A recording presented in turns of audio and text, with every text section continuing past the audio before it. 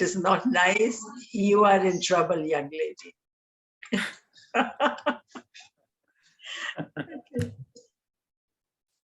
Okay. Sharoon, over to you. Sure. Thank you so much for having me here, Dr. Rukhsana. And it's always very, very nice to share this session with Dr. Saqlain. I mean, he's such a learned person and a wonderful human being at the same time. And obviously, as we were just discussing, that this session is more about discussion and this session is more about question answer.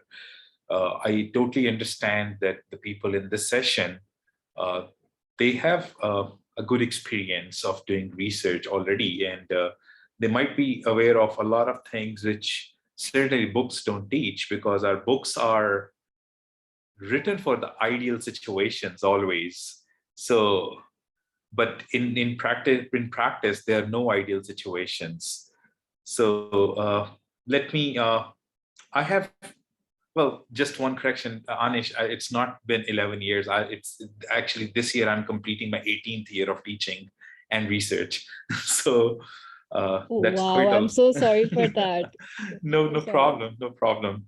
So when I think about research, it's not all about science, which most of the people think. It's not all about curiosity, discovery, innovation. And in my research methodology course, I ask my uh, class of 35 students that what's research to them. And the highest numbers I've come so far is, I mean, people have defined research by, if I ask them just say one word to describe research, they have come out, maximum so far is like 155 different words that people have defined research for me, and that they are undergraduate students. So a lot of people think about it's about systematic, scientific, curiosity driven, uh, it's about innovation and blah blah, so many other things as well about research. But when I look at research, I look at a slightly different perspective as well. uh, in general, I think of research as and more specifically, when I talk about research, I also would like to talk about the emotional side of it. It's not all science is certainly there, but there is a huge emotional side of it that's very much involved there. And then there is socio-economic side to it as well, and political at the same time too. And when I talk about social emotional side, which I sometimes feel very close to me when I talk about the research, and I talk about stress and anxiety in research, which is always there. When you are doing research, you have to meet deadlines, you have to, uh, reach the publications, there are rejections out there are failures, you are running an experiment, you're working on some hypothesis or theory, and you found out that what you hypothesized was not really what you were thinking, but there is something else. Obviously, there is a learning out there, but still there is a failure, and there's a lot of failure out there in research. There are dropouts. If we have students here with us right now, it's very I mean, that comment is going to be helpful for them, that in Pakistan I've generally seen that, oh, people say, oh, if I have got an admission into this degree, I'll just have to finish it by hook and crook. But research is not a piece of cake, and it's not for everyone. You have to do research to be curious, you have to do research to know more things about it. And at the end, what people do globally, they drop out because sometimes they find their different passion and they go with that. Or sometimes they just realize while they are in the research that, okay, this is not for me, I have some different other attributes. And many researchers I have seen in Pakistan, they just don't realize it, that sometimes research is just not for them. It is, they are really good at some other aspects of their life, but not specifically for research.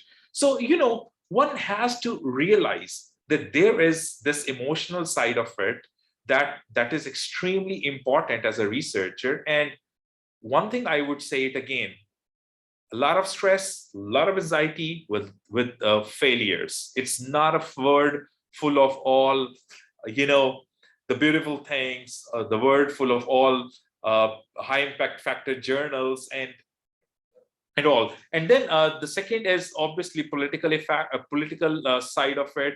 That is very competitive. It is very, very competitive. You have to run for grants to be a successful researcher. You have to run for number of publications. Sadly, this is what the world looks for. That if they want to talk about some successful researcher, they sometimes, not always, but well, most of the time, I would say, they look for what's the number of publications. And they don't really look for the quality of the publication sometimes. And I mean, I have known some researchers, they have spent like 40 years doing research and hardly they get like 30 publications, which are high quality publications. But at the same time, I've known some researchers, they just have like 7-8 years of experience and they have 300 publications into their profile. I get my eyebrows raised sometimes on things, but obviously they are, to a certain extent, they are contributing to the science. But certainly those kind of people, they make this this research field too competitive for others as well. And it's political. Sometimes I do know it's not only in Pakistan, but it's other places as well. When you are applying for research grants, getting research grant, or certainly some good research projects get the research grant, but not always. You always have your oryx, you always have some people who are lobbying for you in funding agencies that give you the funding. And there is a socio-economic impact that our research is not something that should be done or that is done without money. We need equipments to carry out research. We need resources to carry out research, and we need some financial help to support our lives as well. So these are some aspects to it. So when you talk about research, yes, you have to be very good at making observations. You have to be very good as a critical thinker. You have to be very good at writing. You have to be very good at someone who can synthesize the facts and make some conclusive remarks out of it. At the same time, you have to be resilient, because there is a lot of emotional burden out there. There's a lot of socioeconomic and political burden out there other than science in research. So you have to be patient out there. You have to wait for results. You have to wait for your funding. You have to wait for your publications. Sometimes publications take years to gather to get published. So, there are all kind of challenges which are out there. And we as a researcher, as if you are beginning, that's a lesson. If you are already doing research, that's just a reminder to you that this is where we are. And this is what the field of research is all about. That you have to have patience, you have to be resilient when you do research. The rest of the discussion, I'll leave up to the question and answer session. Thank you from my side. I would like to add a few more words. Thank you, Dr. Sharoon, for your nice discussion. Globally, there are two mindsets about research. One mindset, and the predominant one, the majority of the people all across the world, maybe more than 80% of the people who are into research and their degrees and PhDs and postdocs, mostly their priority is about publishing research, increasing their research papers, increasing their impact factor and citations. This is one group, but particularly in Pakistan, there's a big race of number of applications and citations and impact factors. Another factor that is very important, and that is actually the essence of the research, is actually conducting research, starting it with the mindset that you are going to contribute in addressing the socio-economic and industrial problems. You are going to contribute. You're going to generate knowledge in such a way that you shall be solving the socio-economic and scientific problems in your country. For example, in Pakistan, we know that there are so many problems, there are so many challenges that economically we are currently facing. One of them is we don't have the renewable energy, and all the energy that we're getting is from the petroleum or from the coal. So this is a big area of research.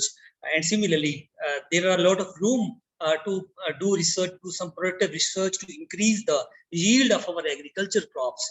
There are so many challenges in Pakistan, but unfortunately, what we see, what I myself have been doing, unfortunately, is that we were all running after the number of applications, after the impact factors, after our citation, to improve our citation index, regardless of how would we translate our research papers, our research findings, our new knowledge that we have been generating all over these periods, how would be contributing it to the economic uplift of our country. So that is very important. I've seen many researchers, and I have seen many people complaining about that when you are in academia, you can earn a good money in academia. When you do some PhD or postdoc, ultimately you end up in academia in Pakistan, particularly in Pakistan, because Pakistan, in the industry in Pakistan is virtually non-existent. There is no industry. Once you do PhD, most of the times, 99% of the times, you will land into academia. You will become lecturer, assistant professor, associate professor, etc. Now, this is very unfortunate. Now, this is another story that our economic landscape of our country is very fragile, and we don't have any productivity, we don't have any industry. That is the reason that we have seen that how we are at the verge of being defaulted. But people need to realize, and I myself have realized it just now. You know, there is an evolution in the thought process, and we also learn things as the time passes. And we have learned, and I have learned that from the day one, if you are starting your research, if you are an MS student or a PhD student, or if you are going to write a research project, you have to write that project with the mindset that tomorrow you are going to start up your own company. You are going to give a startup company to your institution. You are going to contribute to the industry. You are going to form some collaborations with the industry. In that way, you will not only be contributing to the economy of your country, but you also be contributing to your own economy of your household. That is actually in academia, there is no money, there's no wealth. You can't become rich by becoming a full professor or associate professor or assistant professor, even if you are on TTS. But if you want to become rich in academia, in research, the only way is to get it linked with the industry.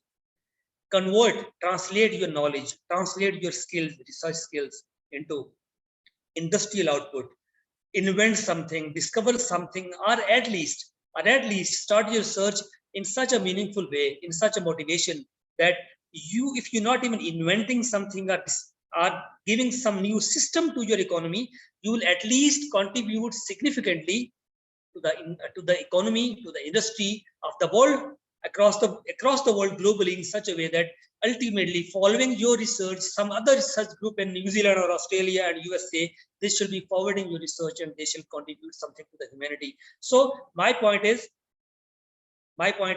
that our focus must not be on the race for publications and research articles and citations just for the sake of our promotions, that we want 10 publications to get promoted to associate professor and then 15 publications to get promoted to professor. Our mindset should be towards developing, towards transforming, towards converting, translating our new knowledge that we are converting into the industrial productivity for the uplift of the economy of our country. Thank you.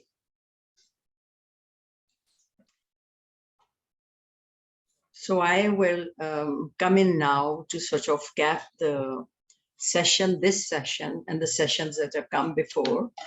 As you know, I am at the Center of Learning and Teaching, and both of these speakers before me are very capable researchers. In my own way, I have done researches when I was in government service and even later. But since a long time now, I cannot make a lot of claim of having researched much, though I take part in conferences. But I would like today to share some tips that I learned when I did my PhD at a age of like 40, 42. And as a woman and as a married woman from Pakistan who goes abroad for his studies without the family, without leaving behind, I think it will resonate with some of the women who are here in the audience, and also makes some perhaps some men folk conscious about the travails that happen while you're doing your research, and if you're away from your family, and how couples and families have to deal with that. I will first go into the purpose of these sessions was purely giving you the content and the knowledge, like Sharoon said, the science of research. And so we gave you basically a blueprint for what are the basics that you would do in a carry out in a research, and you would need to know to carry out research. But of course, as you go into your areas, into deeper doing it intensively, you would need to know a lot more. This is just the foundation. So please don't think that once you have, if you attended this course, that you are, I would say, a proficient. I wouldn't say competent or a good researcher. To be a proficient researcher, you will have to go beyond. And there is a whole knowledge, skills, and attributes about researchers that we all talk about. I'm going to share my screen, and I'm going to give you an overview of what research really, as a research, what is a researcher development framework? And I came across it ages ago, and I loved it because it talks about, encapsulates all those things that some of our earlier speakers have talked about, but some more as well that we need to consider when we are looking at ourselves as a researcher. So what it will do, this framework, it will help you to become more aware of some of the limitations and challenges that you might face when we are going through research. So the demand on the researcher, actually, when you look at this framework, is a lot more than one would have thought. It's not just the knowledge, it's a lot of skills and attributes that we need to work with. I'm going to actually, this framework talks about 4 basic dimensions, of which knowledge and intellectual abilities is one. Personal effectiveness is another, on which my prior speakers, colleagues have touched upon. And then research, governance, and organization is all about management and professional conduct. And then, of course, influence and impact. And that deals also with the socio-economic background that Saqlain talked about so beautifully. I think if we look at all these components, they are again divided into 3 sub-dimensions, and you can see them on the screen, and we will share the link with you so you can access the whole document that explains all these skills very clearly. So what you see over here is not just subject knowledge and research methods that we covered with you in this course, but beyond that, we also talked about cognitive abilities and creativity, and that I think we mix up with critical thinking. Critical thinking is when you are able to decipher a problem, but creativity goes beyond just solving. It's a way of looking differently, and one of the things is design thinking that is creative. So when you're creative, you're going all over the place with perhaps fantastic ideas that might be unrealistic, but please don't cut them out of your questions once you start writing them for your research. And so your creativity, you see, once you try to polish it into smart research or objectives, you will start polishing them further, but nothing is saying, there was a time, when would human beings fly? And that would be a very creative at that point in time, but that dream and that creativity led to many things happening. So please keep it alive. That's one thing that I learned. Nothing is fantastic or out of scope.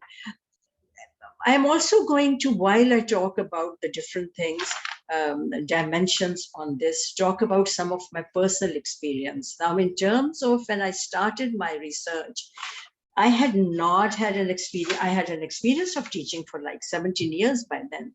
But then I had no idea about research because I wasn't really taught to dwell on that during my educational process. So when I landed up in Britain with my supervisor, he made me go through 9 months of reading and writing. And every time I met him with a draft, he just wanted to see any draft. It would come back with red lines, literally 2 on every sentence. And I thought I had a good grasp of English and I had a good comprehension. And then suddenly I realized that I had neither. What I was doing was creative writing, which we tend to do in our, coming from our background in King's English. You know, we used words, and our phrases are very creative.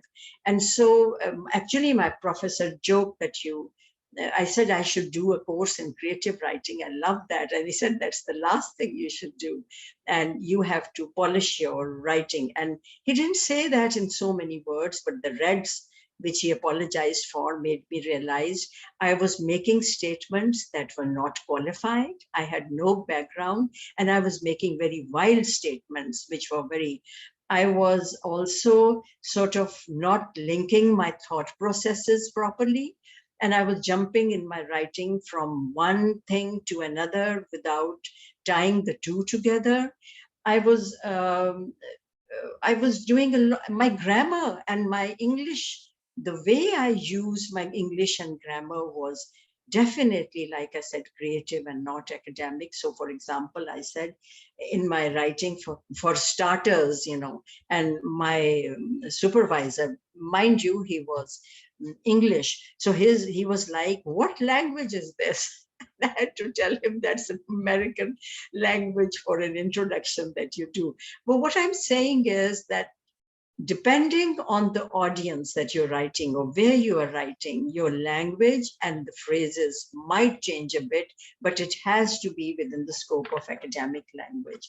One suggestion that was given to me by an Arab who was doing his PhD at the same time as me, and I was a bit ahead of me, his suggestion was really priceless. He said, Rukhsana, when you start writing your thesis, you still don't know where, and I still didn't know in the first 9 months I was writing. I knew it was teacher development in higher education, but I did not know what I was going to write or read about. So he said, once you start reading, of course, you all know that you start with the index that are there. Indexes of journals, indexes of research done, indices of research, abstracts that are out there in the area. There are indexes by subject. So once you explore those and pick up your reading from those indexes, you suddenly then start, he said, when you start writing, you don't have to pick up one area for your research. Start writing everything that you read and start keeping references. And I didn't realize at that time why it was important, because I had actually a big of course, at that time, I was not, way back in 1990s, I was not at all equipped with a computer. I learned it while I was writing my thesis. But then I started making copious notes by hand. So what you do is start writing on your computer. That makes life so easy and editing so easy. And so he said, make a subheading for everything you need. If it doesn't go, apply to the topic that you have created. Even if it's for a paragraph, create a separate topic and put every topic on a separate sheet of paper. Don't mix them on one paper. So what I had was every theme and every topic that was written by anybody in a certain structure, starting with the introduction, the definitions, what is teacher development models, different things. need assessment, and then of course the process, everything and every sub theme was in a different page and a different, on a theme. Whatever I said, oh, it doesn't apply with the themes that I have, I would make another one. And so by the end of 9 months, and that is what my professor thought, I was not ready to write my thesis till then, because I couldn't tell him, pinpoint my research problem. And within 9 months, I was writing, he was correcting my grammar and English and delivery, and I was still reading and still trying to fine tune my idea about what I wanted to do. But that material that I had prepared, when I got up one day with voila, I have got what I'm going to, and I made a very good abstract of what I was going to do with the methodology and everything. And of course, in that time, I was also attending sessions on research methodology, very much similar to what we have done with you. And so I knew what exactly methods I was going to use, and I was going to do it. So when I went to him and I fine-tuned my topic, you know what I had? I didn't need to do a review of literature all over again. All the material that I needed was already in my notes with the references. And that was another thing he said. You're very lucky to have Zotero, Mendeley, and EndNote and all these tools. We at that time, he said, get a shoebox and get index cards to fit the shoebox, and get one divider by A, B, C, D, E, all the way to Z, and start putting your references in an alphabetical order like you want. I think it was the APA style of referencing, and so you start noting it down right then. Guess what I had? I started my review of literature.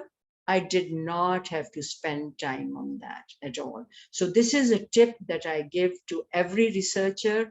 And if you're starting out, it is priceless because it saves you time. And so literally I saved my time and the references. So if I needed to say, this is the reference or the theme I want to, find out more about or search more about, this applies to my thesis, I exactly knew what book to go to start, get that information, and where to go to. So this was one thing that I wanted to share. The other thing, as we go on into personal effectiveness, I realized there was periods I would procrastinate. There was, I would say I've come so far away from my country and from my family and from my way of life. We couldn't afford to bring my children with me, and they refused actually. They were old enough and they preferred to stay in their school, back home in Lahore. So, and you get lonely. Those are things, even in your research, it's a lonely journey. And nobody seems to understand the pressure. Sharoon talked about it.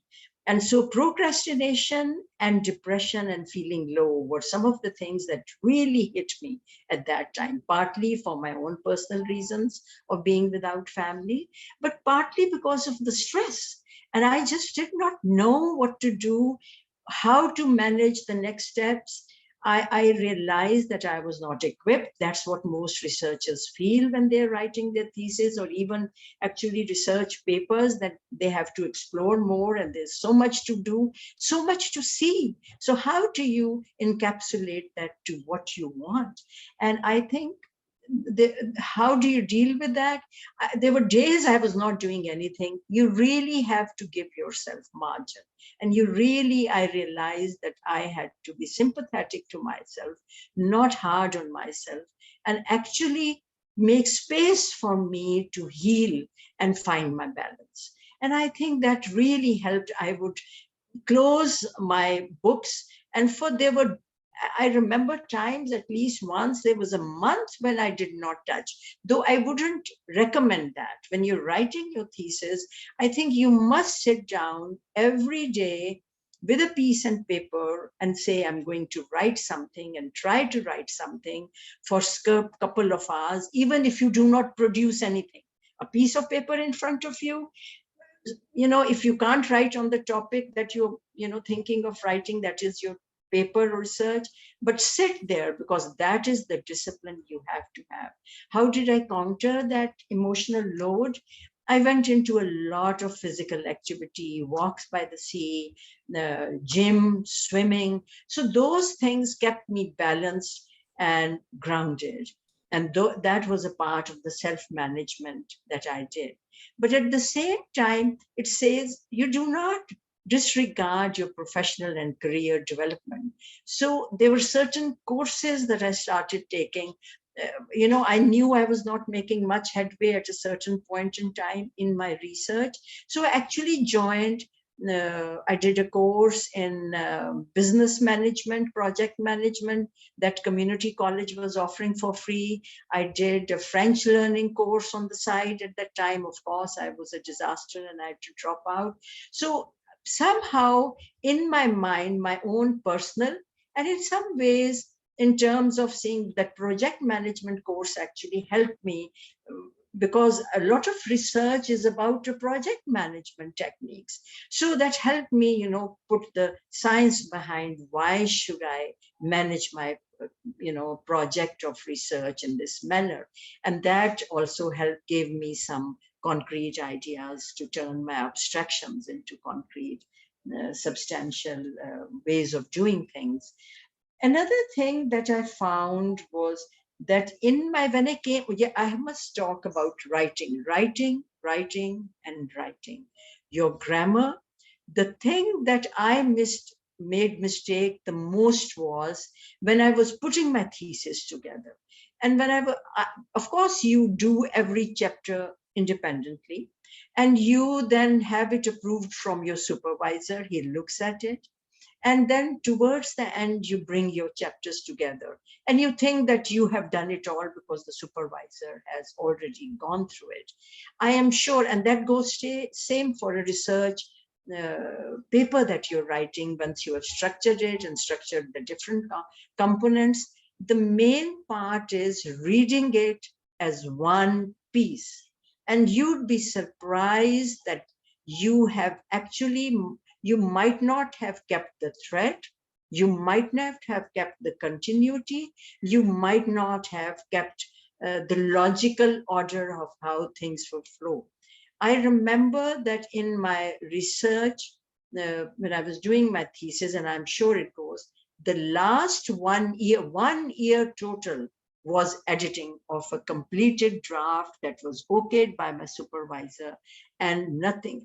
And the computer helped a lot over there. By then I had made some, and copy, pasting, editing, whatever had to be done, and it just wouldn't finish. Every time you read it, I would feel that it was substandard and it was not good enough, and there were mistakes, and there was no consistency in how you dealt with paragraphs and sentences, or the language was not consistent. So lots of things sprung up at that time. But I would strongly advise to leave some time in between finishing your first draft of a complete writing to reading a second time the complete draft. You are so in it that you do not realize the mistakes you have made. So somebody else who can do a reading for you, even perfunctory, would be very, very helpful. So you need somebody at your side, a professional colleague, who can do that bit for you and point out some. I know my brother, when he was doing it, he asked me to read his thesis. And of course, there are some things that spring at, when you look at it with a fresh eye. So keep those margins when you're planning, and don't get impatient. Don't think you are not doing well. Don't give up on yourself. And I think you will come through. Those highs and lows are a part of being a researcher. So please, and Sharoon has talked a bit about funding. It's the politics of funding and the financing and the resources. How do you do with that? How I've talked a bit about research management, and of course, not enough can be said about professional conduct. And it also falls within integrity, how you view integrity and how you view the document and how you state. I have noticed that a lot of times we pick up material, use it, and forget I would say, in good, humor. We forget to give proper reference to the other. And it happens also in real life. It is somebody else's idea, you are the boss, or you are a colleague, somebody brings that idea to you. And when you state that idea in front of others, you do not remember conveniently or inconveniently to cite the person who first brought it to you, even if you polished it. So that, I think, is a conduct that should stay with you throughout. I would also talk about engagement, the society and culture, how it affected me. When I came to Pakistan for my research, I had to do a lot of moving all over Pakistan because it was about higher education colleges in Pakistan and their state of professional development for their faculty. I could not go alone. I, at that time, could not put up myself in a hotel. I had to have a male chaperone with me. There were a lot of other issues. How do I build the male? Because the literature that I read on researchers in developing countries or in even Muslim countries, there was a lot of negative. I don't remember exactly, but I remember at that time, it really put me on edge. It was like there is not a good attitudes to a female researcher in countries like ours. And surprisingly enough, apart from the chaperone part, and that when I had to stay nights or had to be on roads, I needed a male chaperone with me. I think when I did interviews with heads of these institutions, and a lot of them were male, I found absolutely contrary. Whatever I found was contrary to what I had read in the books by then. And when I talked to my professor about it, that unlike so-and-so, and at that time I could cite, this is what I've written in my thesis also, and that I would have problem interacting with males, and there would be a problem in asking them questions or phrasing and their responses. And they were very, very kind. They were very forthcoming. They were very helpful. And my professor actually said, Rukhsana, one of the main breakthroughs of your research is probably countering all that literature. You should write about it. And guess what? I never did. And so he said that would contribute to the body of literature about gender research options in developing or Muslim countries, and that would be a real, watermark document, and watershed document, and you should write about it because my literature that I have read doesn't say this in the West.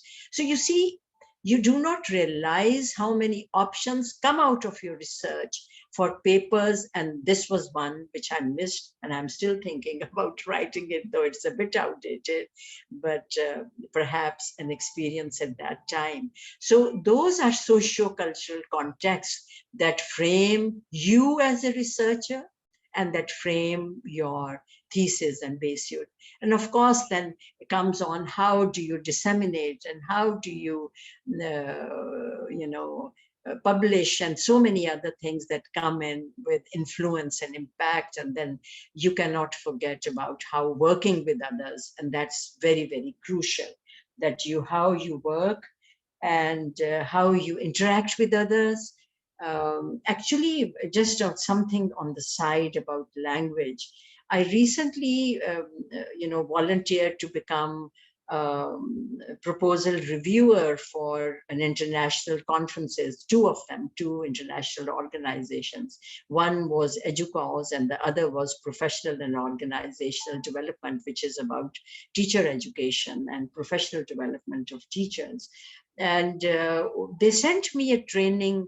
I wish I had it at the time I was a researcher doing my own research and thesis writing.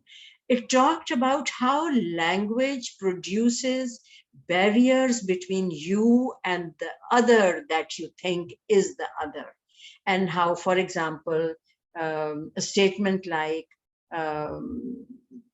even, like saying that this draft does not qualify for an audience that understands, this is for a specific audience, but that in your own way, using words like low socioeconomic status or words like that. And there's so much caution in writing, in the West at least for now, that how you talk about the other should not be derogatory, should not be demeaning, should be very conscious of not putting the other as an other, but other as a part of you. And so those were things that were not a commonality at that time, but perhaps all of you doing research now will have to look at those things about issues of equity and how you want to, include all others in your arguments and discussions rather than make them feel out of the scope. I also would like to end by saying that for me, research changed my life. Actually, a lot that I learned, I thought was very good way of living. That you have to do not go on hearsay, that whatever you hear has to be substantiated, has to be a primary or a secondary source you trust. There were lots of things I learned, and that you do not talk general, about anything without having substantial information that you can substantiate and validate. And your integrity, there were some things, how you honor people from whom you heard a certain concept for the first time. These were things I learned at that time. I was not aware that these are things that should be a part of you, not just a researcher. And I think they have really helped me all this while. I will stop now because I've taken a lot of time, and we're happy to take questions.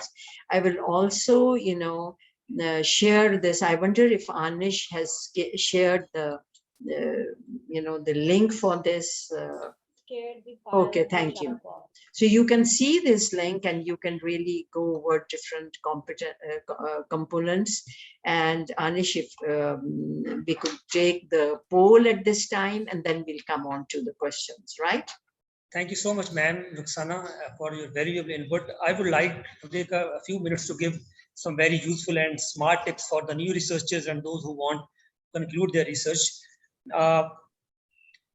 First, a smart and efficient literature review is always a backbone of a very good research. So your literature review has to be very smart and very effective. Always start your research. If you're blind, if you have no idea where to start, and that is the biggest problem for the new researchers particularly, always start with review articles. Effectively use Google Scholar. Always find review articles of on your subject, and always look for the papers, research articles written by the prestigious and the pioneers of that field. Always go for citation index, read the articles who are well cited, published in very high impact factors. Never waste your time on reading the junk materials, because as you know that Google Scholar is an ocean of knowledge, and you have to find the pearls of wisdom from that ocean. So start with the review article. If you are an MS student, I would suggest read at least 4 to 5 review articles on your subject. And if you are a PhD student, start with 5 to 6 review articles. Then narrow down your research. And once you have determined that how you are narrowing down your research, how you are walking on the tightrope, then again conduct a search on Google Scholar according to different times. Search for the most highly cited research articles. Those will be slightly older ones that will be dealing with the fundamentals of that particular science or that particular field, and those will be written by the pioneers of that field. Start reading them, and then go down to the most recent research articles like from 2022, 2021, and 2020. So by this way, in this way, when you read a few research review articles, I'm talking about review articles at this moment, you will understand that you will know the current state of knowledge in that particular field. So you narrow down your research. You again start your Google search on Google Scholar and narrow down your, keep on narrowing down. And I would always recommend for MS students to at least read at least 100 research articles from the high impact and highly cited papers from sources. And for PhD students, always read at least 200 research articles before going to the research synopsis. And this review process must not stop. Now, finally, you have performed your experiments, you have acquired your data. Now it is the time to write down those research. It is the time to write your thesis. It is the time to write your own research article. Always remember that you cannot become a good writer without becoming a good reader. While you are reading a research article from the day one, you have to keep this thing in your mind that you shall be using the jargon, the technical language, the academic style of that article that you are reading today. You shall be using it tomorrow when you will be writing your own research article. Always focus on the technical style, the technical language, the jargon of that style. While you're reading articles, always make notes from the day one. Always make notes, whatever smart, beautiful paragraph where you are finding some beautiful data analysis, how to interpret data. Research is not just about collection of data. It is more about interpretation of data, discussion of the data, how to extract new science, how to extract new knowledge, how to generate new knowledge. So you have to keep in mind that you will have to read a single research article many times. Maybe first time you should be reading only abstract. Next time you may be following the introduction section very closely to understand the fundamental science, the fundamental knowledge, and how it is related with the previous research. Maybe later on you will be reading it again, the materials and methods section. Later on, at the end, maybe the most important one, you should be reading the same article for the discussion section, for the data analysis, how to interpret data, how to generate data. So you will have to read one article several times, and each time you should be putting a pen in your hand and you should be writing. Always try to read it on a कागज पे इसको पढ़ने की कोशिश करें, not on the screen. So उस पे notes बनाते जाइए. Every important information, every important sentence, a beautifully written sentence and phrase, you will highlight them, you will understand them, and then you will start making notes at the top of the paper, of each paper. You should including that what is this paper is all about, because later on, for example, you have read 200 articles, and later on, when you're writing your own paper, you remember that there was certain information that I have read, that have gone through my eyes, but I don't remember which article was that, and you won't have the time to read all those articles again. So that will be the moment that you should have made the proper notes. If you have annotated your articles, you can just scroll down the papers and you go straight to that page, and you can find those paragraphs, beautiful paragraphs. You can rephrase them, you can borrow that language by giving proper citation, and of course by developing your own skills. This is the way to effectively read articles, then using those articles, those technical language for your own while you're writing your own articles. And now when you have acquired data, you have data analysis in your mind, now it is time to write the research articles. Always start writing a research article from the section that you are most familiar with. And believe me, most of the times you will find it the section of materials and methods, because you have done those processes with your hand. You have acquired the data. Start writing those sections of materials, methods, or experimental, or whatever you say. And the next section that you must be writing is the discussion section, the data analysis, the data interpretation, the generation of knowledge, the justification of your results. After writing discussions, you will now write the introduction section, because now you shall be connecting your current novelty of the research, your findings, the research findings. You will be connecting it with the previous knowledge, existing knowledge. You will be connecting it with the previous literature review and with the fundamental science. Write the introduction section, and after introduction section, you should be going to the abstract now. Abstract shall be written at the end, and that is the most important section, because that will be read by the editors, by the reviewers, by the audience, by all the readers, and that will actually base how your article will be cited. So after abstract is written at the end. If you look at this symmetry, if you look at this arrangement, the research article has a title and abstract, then introduction and materials and methods, discussions, conclusions. This is for when it is in the published form, but when you're writing your own article, it must be starting most of the time. This is my personal experience. I know many people mostly who start with materials and methods, then they go for discussions, then they go for introduction section, and at the end they write the abstract, because that has to be well polished, well coherent, well synchronized. And at the end, you should be giving a very beautiful and fancy research title. So that's it for the tips. If you have any questions, feel free to ask. Thank you. Yes, I would- Saqlain, we haven't left time for the tips. We'll take some, there are actually no questions except one comment. Anish, wo kya tha? So there is one question and one comment. Hmm. Do you want me to read the question first? Yeah, please. So question is by Ms. Zunaira from UET. She's asking that how to summarize how to start the procedure of publishing an article. So an article, please tell me on which basis we choose a journey from a list of a variety of journals in the same category. That is, shall we select those who publish early or other criterion must be checked? Sharoon, would you like Yeah. to reply to that? I'll just say, like, if you're planning on publication, the very first thing is look at your references. Obviously, you're citing articles from the similar field you're publishing into.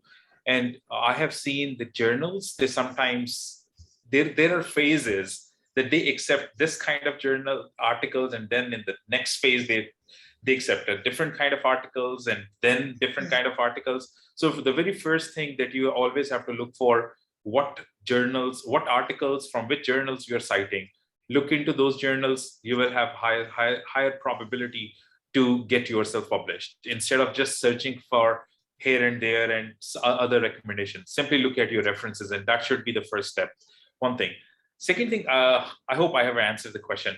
I would like to go back a little and would like to emphasize on two very important aspects for as when you're writing your thesis or you're doing your research, you're writing a paper.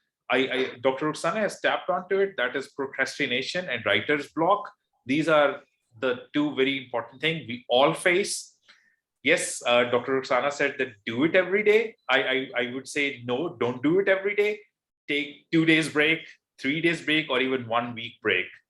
Go out into some, visit zoo with your friend, with your kids, or go to, if you're Lahore, go to Jallo Park or Safari Park, or go out somewhere outing. I mean, listen to water, listen to streams, go to woods, go out with friends. They are like a big people. They can help you cope up with these procrastination and writer's block, because they will help you freshen up, and then you'll come back with a new zeal. One thing. Second most important thing as a modern researcher is social media. I would encourage all. I know people, I mean, there is Facebook. I'm not going to ask you to go and join Facebook and be very active and spend 80% of your time there on the Facebook. But there is ResearchGate. I've talked with a lot of researchers. They always talk about, oh, the ResearchGate is a good place to download paper. No, it's not meant to download paper. It's meant to communication with the other researcher. So communicate with the researchers that are of your field. And nowadays, I mean, we have been talking a lot about finding new ideas, getting literature done, and we are talking about literature from research journals. And sometimes it takes like a year or more to publish a research article, right? Even if it has been accepted, it takes longer to make it like open for the public, right? So the better thing is join Twitter. I do know a lot of researchers nowadays are on Twitter, and they only talk about the science. They only talk about their own field. And sometimes I get engaged with them in conversations. I have made good friends internationally, and by just from the Twitter, like their tweets, retweet their tweets, and then ask questions, go into discussions with them, and that's something that's wonderful. And to be in the, I mean, in today's world, a successful researcher or better researcher, I would encourage, make use of ResearchGate and Twitter. They are a very good resource, social media resources right now to excel in research writing, as well as a good observer. Thank you. Okay, is there anything else, Anish? There was a Yes, comment you said. I think there was a very long comment. Would you please? Yes. So there's a comment by Mr. Kashif from University of Agriculture, Faisalabad. He is asking that we may also consider these aspects as a researcher. Number one is research is a job plus joy plus Anish, may we fun. request him to speak it out if he's here? Sure, sure. If he's here, please unmute yourself. He is here. Okay, please, if you could unvideo and unmute, and we'd love to see and hear from you.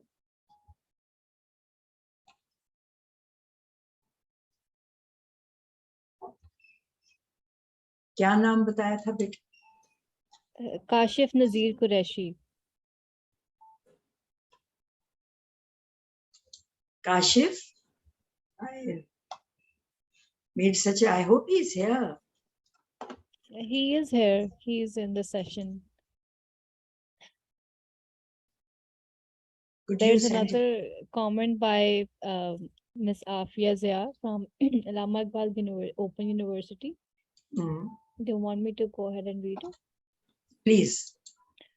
Assalamu alaikum everyone. All these sessions are quite satisfying, accounting for all the major area regarding research I learned. Okay, so this is the feedback. Okay. So do we have any more tips? We would also encourage, since we are still here, if any of you would like to share your tips that worked for you during your research journey. Would some please raise your hands if you would like to on your profile, and we'll get to you. It seems none. I did receive a few questions regarding the certificate. So I just want to clear that out, that if you want to claim a certificate, you have to email me, and there are a few things that are required to claim a certificate. First is that you need to have attendance of minimum 45 minutes in all these sessions, except for 2 sessions from natural science, 1 session from natural sciences, social sciences and literature. And the rest is that just email me. Yeah. Thank you. So somebody says there was Dr. Sharik Zamir or Zamir Sibau. What does Sibau stand for? Would you like to tell, Sharik? Yeah, assalamu alaikum to everyone. Ji, walaikum. Actually, I am right now working as assistant professor at Saqlain University at the Department of Education. And I think these sessions are very enlightening. And I think stepping, stones towards success for the novice researchers, and also I think some of the future aspirants of, you may say, MPhil and doctoral what we say, studies. So what I found, I think throughout this research journey, that the 2 key aspects being researcher are, I think, the discipline, if you are disciplined enough, and I think the other element is there of what we say, being organized. These 2 are, I think, the elements which are very much important. And whenever we talk about, I think, going into any inquiry, so if you lack these 2 aspects, so likely are the chances you might miss out on, I think, a lot of things which are dependent on these 2 basic pillars. And that's what I want to say. Yeah, that's exactly one of the things that you learn doing your research, that as even when you come back to your everyday life, these things actually cut out a lot of stress and anxiety from your life. If you are disciplined, and if you are actually mindful of what you are doing, and more, that is why you would have to be more organized. You write everything down, to-do list, your tasks. There are a million ways. Actually, this course, if it was really for researcher development perspective, it would include all those components that we talked about in the researcher development framework.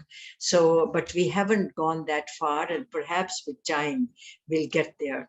Ji, UET se main dekh rahi hu Zunaira, please unmute, and we are happy to hear you out. Hear you. Assalamu alaikum. Ji. I have attended all the webinars. I raised my hand just because to thank you, FCCU and the team CLT. It was a very good initiative. After my MPhil, I am working as a lecturer at UET. now I'm going to start my PhD journey. This course, I found that I have attended as a basic to my PhD journey. I have learned a lot of from this course, from the speakers. Uh, Thank you for the initiative taken by you. Thank you so much, Zunera. That's very kind of you. I see that Sylvia Machado has written something. G. Sylvia? Hello, how are you? Yeah, I'm fine. Good to see you. I just said that from the chart that you presented, and in today's world that we can get information anywhere in every corner, one of the most important and the most difficult parts, at least for me, it's the personal management and not to procrastinate and to be able to organize ourselves to complete the work and to motivate ourselves to complete the work. Yeah, that's true. But I think also to, like I said, be kind to yourself. It happens a lot. You fail a lot. You do not do your targets. You do not reach them. And then you are like feel negative about yourself and insecure.